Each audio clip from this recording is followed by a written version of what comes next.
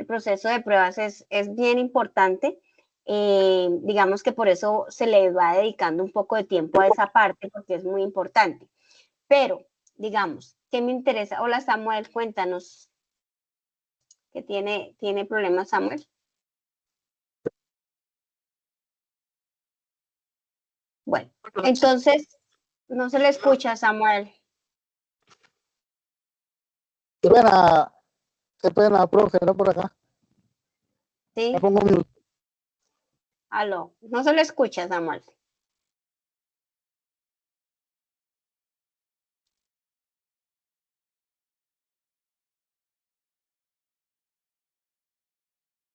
No se le está escuchando.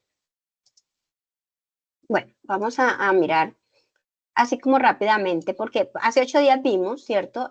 Todo el proceso de plan de pruebas, las pruebas unitarias, las pruebas más importantes, digamos, que nosotros debemos de hacer son estas de funcionales y no funcionales, ¿sí? Relacionadas con cambios, pues realmente nosotros, eso ya es cuando estemos en el proceso. Muy probablemente dentro de la formación no lo alcancemos a ver porque nosotros no alcanzaremos a esa parte, pero para ustedes que de pronto van a entrar a etapa productiva, ¿cierto? Y van a estar en ese proceso de relacionados con cambios, ¿sí? Sí es importante que el de mismo estructura del plan de pruebas que se tiene, ¿cierto? Uno vaya estructurando ese plan de pruebas es exactamente lo mismo para las pruebas relacionadas con cambios. Cuando yo estoy haciendo algún ajuste o algo y envío eso a los de QA para que ellos procesen el cambio.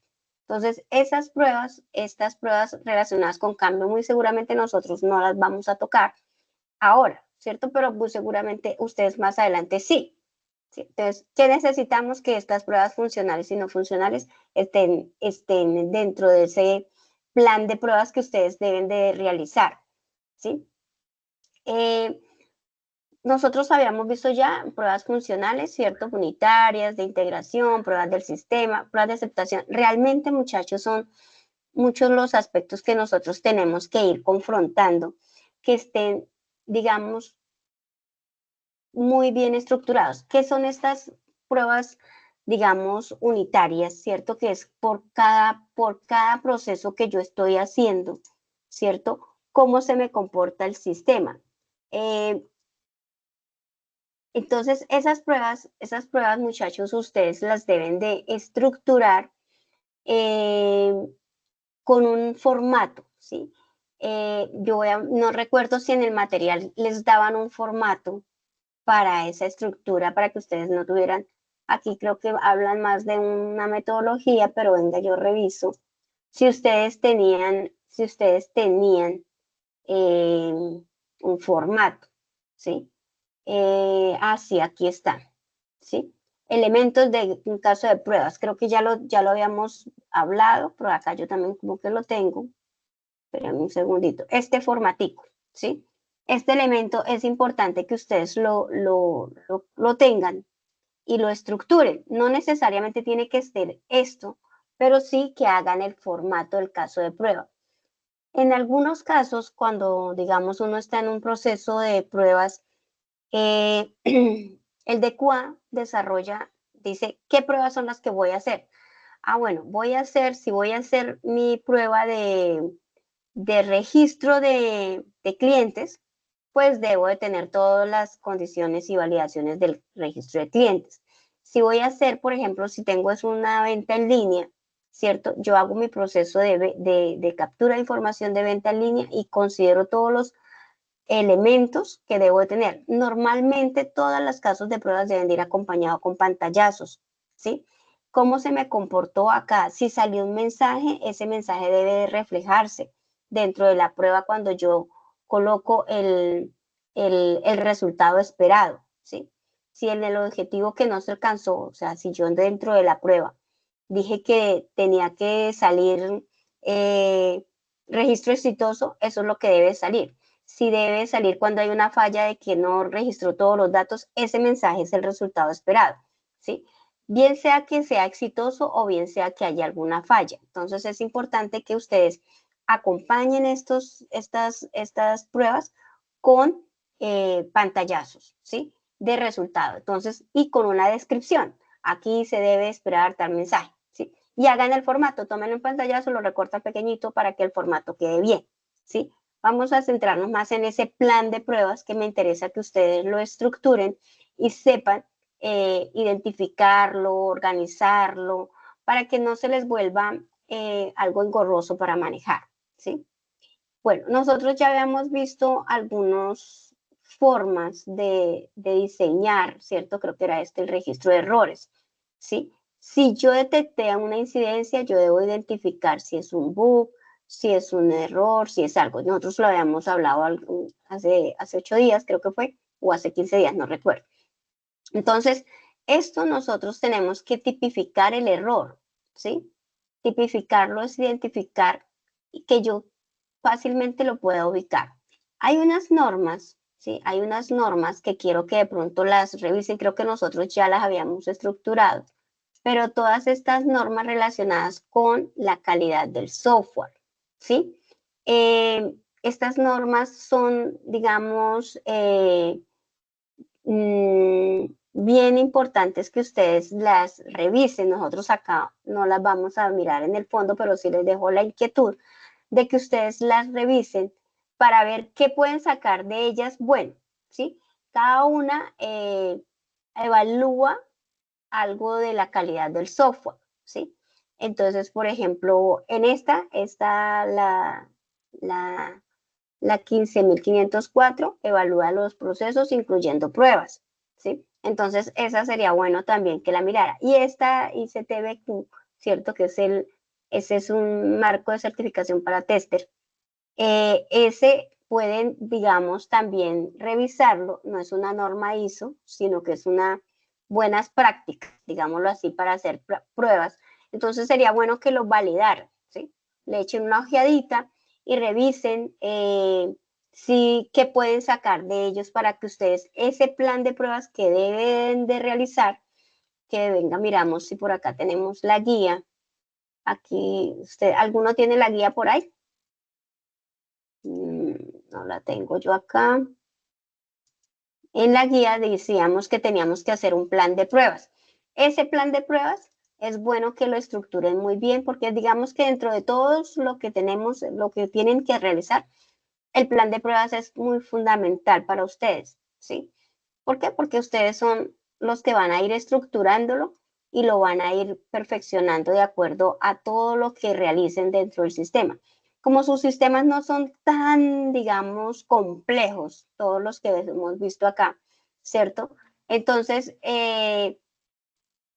es mucho más fácil hacerlo, ¿sí? Hacerlo sin tantas, ¿qué? Descripciones, ¿sí? Entonces, usted les va a quedar muchísimo más fácil. Eh, dentro del material, ustedes tienen digamos, un ciclo de pruebas funcionales. Vamos a compartirlo acá un momentico, venga, dejo de compartir, que me interesa esa parte del material, que lo revisen. Vamos a ver si me deja acá compartir de nuevo o se queda congelado como siempre. Por acá sí alcancé a mirar el material. Compartamos con esta pantalla pruebas del software. ¿Sí se está viendo o no? ¿O se quedó congelado? Profe, Quedó sí, sí se congelado. está viendo, donde dice otras normas relacionadas. No, donde dice, donde esté, ¿qué? No, Donde lo que estamos viendo dice, es, lo que estamos viendo es otras normas relacionadas con calidad y prueba. No ok. ha pasado. Entonces, espérame, ya trato de ubicarles. Dentro del material, ustedes tienen ahí, espérenme, yo trato de abrir otra sesión, porque es que este es el problema con Teams, que se queda como congelado. Se queda ahí en una sola presentación. Vamos a mirar acá. Vamos a ver si me dejan. Y vamos a mirar acá. Yo abro otra sesión a ver si me permite.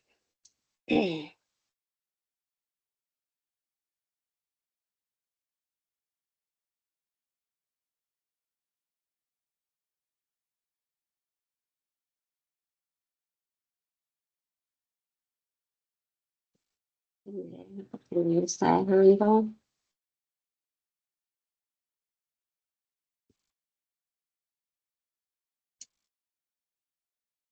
Mire que Teams también está lento.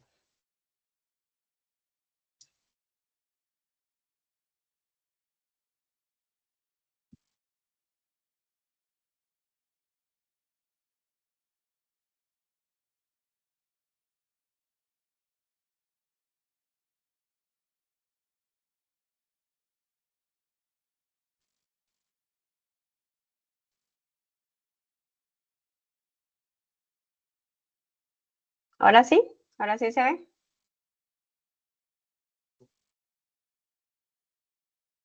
Sí, profe. Profe, sí, ahora sí. Listo. Entonces, mire que dentro del material ustedes tienen, acuérdense que estas pruebas de funcionales, ¿cierto? Es importante que ustedes las realicen porque pues son las esenciales dentro de la funcionalidad como tal del software, ¿sí? Entonces, esas pruebas, ustedes tienen un ciclo, digámoslo así, de esas pruebas funcionales. Hay que hacer el proceso de la instalación, ¿cierto? Y revisar. Ustedes tienen que aprender muy bien a instalar su software, ¿sí? Creo que dentro de las siguientes o últimas evidencias, hay un proceso en el que debemos de ejecutar, hacer un proceso de ejecución de instalación, de tal manera que sea fácil que nosotros lo podamos ejecutar. Entonces, hagan esa prueba de instalación, ¿sí? Para que ustedes puedan mirar si realmente cuando ustedes van a instalar el software es fácil o qué tienen que hacer y hagan una lista de chequeo, ¿sí? Porque la lista de chequeo me dice, bueno, preparar, tener el software tal,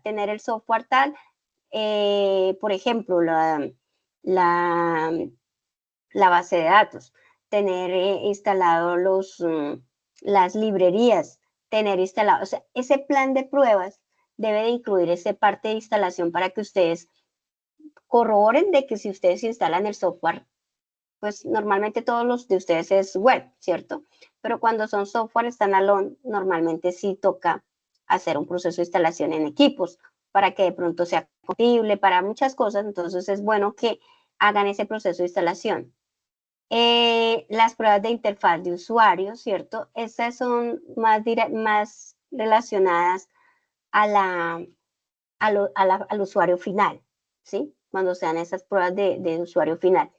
De compatibilidad, ojo, que no vaya y sea que ustedes, por ejemplo, cuando vayan a instalar o vayan a hacer las pruebas o vayan a montar el sistema en otro lado, diga, ah, no, es que el sistema operativo no es compatible. Ah, no, que la base de datos no es compatible, porque ya salen otras versiones, porque el sistema operativo está ha cambiado. Acuérdense que nosotros estamos en constante evolución. Entonces, esas pruebas de compatibilidad, sí es importante que nosotros las realicemos, ¿sí? Que no vaya y sé que vayamos a instalar y la base de datos y no, que no es compatible con el sistema operativo, porque suele suceder, ¿sí? Suele suceder que ya no lo soporta, por ejemplo. Dice Windows, o si es Linux o Windows, dice ya no soporta, por ejemplo, MySQL versión tal. Entonces, es importante que esas pruebas de compatibilidad, de compatibilidad las realicen. Bueno, las pruebas de aceptación de usuario, nosotros normalmente lo que se hace en las organizaciones es que una vez realizado nosotros el proceso de pruebas, uno lo pasa al área de ya usuario final y el usuario final es el que realmente dice si sí o no se puede realizar el proceso de plan de pruebas, ¿sí? Entonces, es importante que nosotros esos planes de aceptación los hagamos así sea con un familiar o alguien que sea el que se encargue de realizar ese proceso, ¿sí? ¿Para qué? Para que nosotros pues tengamos como esa otra visión de cómo realizan ellos la prueba, ¿sí? Entonces es importantísimo que todos, digamos, hagamos ese ciclo y ahí ya ustedes lo tienen en el material, o sea, tienen como el instructivo del material para hacer eso, ¿sí? Aquí está también una parte de las pruebas unitarias. Aquí hay unos programas, muchachos. Estas son herramientas que ustedes pueden usar para validar ciertas funcionalidades del software, especialmente para los que son web, ¿cierto? Entonces, estas herramientas que ustedes pueden ir explorando son herramientas que le ayudan a detectar si usted tiene algo mal, ¿cierto? Entonces, esta está para .NET, es una herramienta de pruebas unitarias del framework de .NET. Esta está Unit para una herramienta de pruebas de Java, ¿sí? Esta está Unit 5, Unit, herramienta de pruebas para PHP, para los que hayan hecho el software en PHP. Y así van a encontrar que existen varias herramientas que de pronto cogen un fragmento del código y lo validan, ¿sí? Ya no a nivel de funcionalidad, ¿cierto? Sino de optimización del código. Entonces, lo pueden utilizar para esa parte. Entonces, exploren esas herramientas dependiendo del lenguaje que ustedes lo hayan realizado, pues validen a ver si alguna de estas herramientas las pueden ustedes apropiar para ese proceso, ¿sí? Estas pruebas de integración, pues es, digamos, es tratar de validar de que todo realmente esté en óptimas condiciones. Es una buena práctica utilizar un checklist, ¿sí? En esas pruebas de integración, que es, por ejemplo, verificar que la aplicación funcione, que el correo de ensamble de los componentes funcione, que está correcto, perdón, que se necesita resguardar, ojo con el proceso de copias de seguridad que el mismo sistema o el administrador debe realizar, que todo esté integrado, la base de datos, la configuración del sistema, todo, ¿cierto? Entonces, esto, y yo les recomiendo sí que hagan un checklist para esto, que base de datos funciona bien con tal versión del sistema operativo, ¿sí? Y estar pendientes porque de aquí a lo que ustedes ya han empezado a hacer, ya ha salido otra versión y si ya no es compatible, entonces muy seguramente pueden llegar a tener problemas. Entonces es bueno que vayan haciendo esa. Acá tienen un material muy interesante para que lo realicen. Está también las pruebas no funcionales, muchachos, por eso yo les decía que son dos de las partes más importantes, las funcionales y las no funcionales. Porque en las pruebas no funcionales, pues yo puedo hacer pruebas de carga, ¿sí? ¿Por qué? Porque cuando yo hago esas pruebas de carga, yo puedo medir si la base de datos no se me va a saturar o no se va a sentir, digamos, rezagada cuando por X cantidad de usuarios simultáneos estén en la aplicación o yo esté cargando información de que X cantidad de registros, ¿sí? Cuando uno, por ejemplo, trabaja mucho con información externa de archivos planos o algo que recibe información de otro lado, es importante realizar esas pruebas de carga. Y ustedes que de pronto tienen aplicaciones web, pues hacer también la validación de qué pasa si yo tengo 2, 3 usuarios simultáneamente afectando mi sistema, ¿sí? Entonces, esas son pruebas que se pueden realizar y son pruebas, digamos, no funcionales, pero que ustedes también les puede dar un indicio de si su aplicación va a soportar la carga que de pronto pueda llegar a tener, ¿sí? También está mucho la prueba de rendimiento, ¿cierto?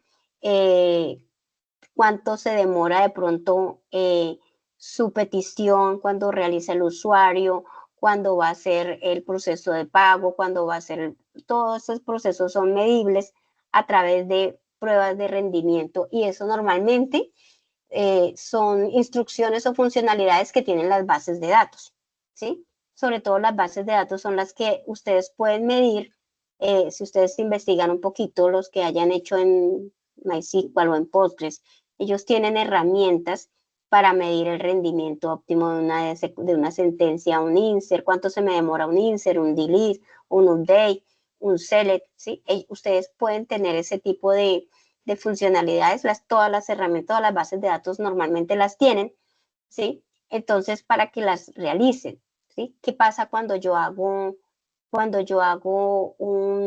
un insert y tengo también, digamos, varias peticiones y la otra queda en cola o realmente, ¿qué sucede? Hagan esas pruebas, ¿sí?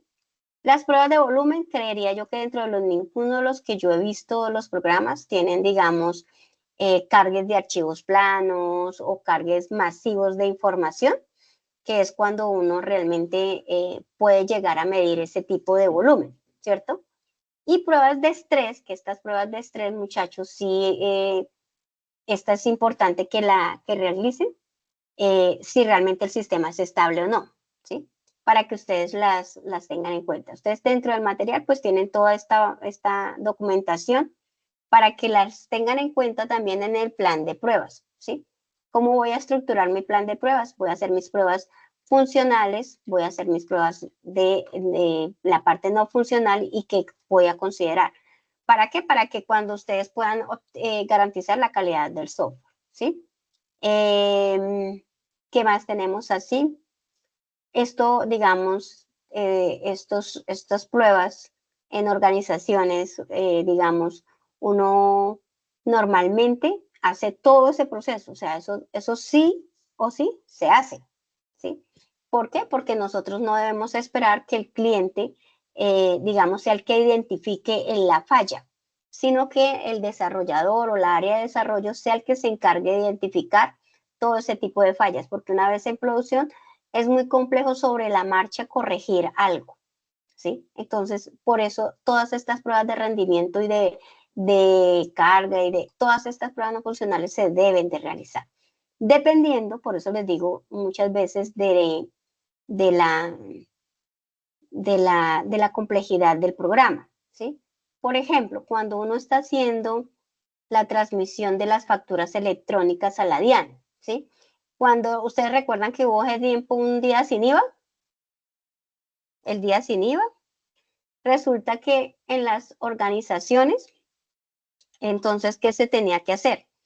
Se tenía, porque el IVA supuestamente ya no iba en la factura, sino que es un proceso de recarga, que eso era un cobro que se le hacía, un descuento que se podían hacer las empresas, ¿sí? De ese valor. Entonces, ¿qué se hacía? Se cogía toda la facturación del día y se transmitía a la DIAN, ¿sí? Se hacía ese proceso de transmisión de la DIAN. Se tenía que, digamos, como era el día sin IVA y la gente se agolpaba directamente a los establecimientos, porque pues había es ahorrarse el 19%. Entonces, la DIAN, por ejemplo, no dio abasto, ¿sí? Para ese tipo de pruebas. Entonces, ¿qué plan de contingencia optó la DIAN en ese momento? Ah, bueno, no, entonces no me transmitan simultáneamente, sino que me lo transmiten masivo. Entonces, al otro día, máximo hasta el otro día, creo que les daba plazo a las organizaciones. Entonces, ¿qué hacían los sistemas? Se descargaba toda esa facturación post, porque realmente es el post el que se encargaba de eso, y se transmitía a la DIAN. Eso era un lío, ¿sí?